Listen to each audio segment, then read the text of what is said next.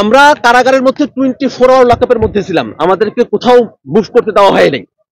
যেদিন হাসিনার পতনের খবর আমাদের কাছে পৌঁছালো, আমরা খুব আফসা আফসা ভাবে খবরটা পেলাম, আমাদের কাছে কোনো এক্সাক্ট খবর নাই।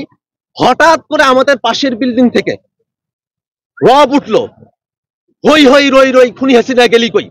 গোটা জেলখানা চেয়ে গেছে এই শব্দে, এই স্লোগানে। বন্দিরা সবাই তাদের হাতে যে থালা বাটি আছে সেগুলো বাজাচ্ছে ঢোল তবলার মতো করে, এবং গোটা জেলখানায় ভূমিকম্প নেমে গেছে। হই হই রই রই শেখ হাসিনা গেলি কই। এই আনন্দ আমি জেলখানায় যেটা পেয়েছি সেটা আবার এখানে পাওয়া সম্ভব না, কারণ আমরা বন্দী ছিলাম। আমরা জানতাম না যে আমরা কবে মুক্তি পাবো। আমাদের গোটা বাংলাদেশ মুক্তি পেয়েছে, আমরা মুক্তি পেয়েছি। আল্লাহর কাছে আমাদের লাখো কোটি শুকরিয়া।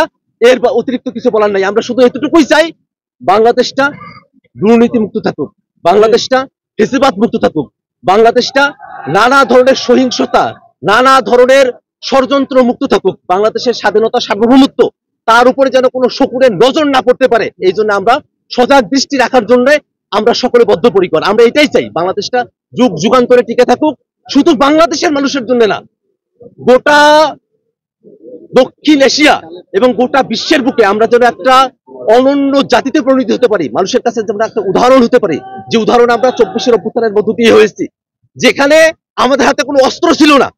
আমাদের ভাইরা অস্ত্র ছাড়া খালি বুক নিয়ে তারা রাস্তায় এসে জীবন দিয়েছেন।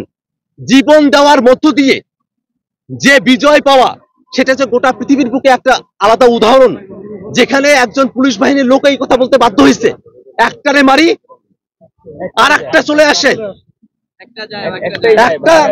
একটা যায় তো তিনটা আসে। যখন এই পরিস্থিতি বাংলাদেশে, এইটা যে গোটা পৃথিবীর বুকে একটা আলাদা নজির তৈরি করছে, এই নজিরটাকে আমরা যেন আরো ইতিবাচক ভাবে বিশ্বের বুকে আমরা এটাকে দাঁড় করাতে পারি, সেটাই আমাদের প্রত্যাশার জায়গা।